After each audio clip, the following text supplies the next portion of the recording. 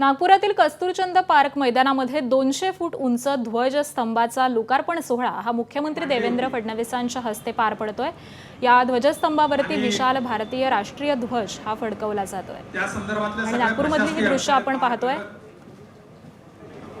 2016 मध्ये 28 ऑक्टोबर 2016 रोजी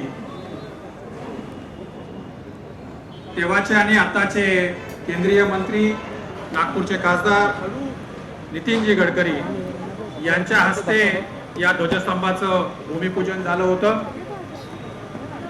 त्यानंतरही बराच काळ जावा लागला आणि आता हे जे अत्यंत देखणं असं आपण हा परिसर पाहतो आहोत तो साकारला।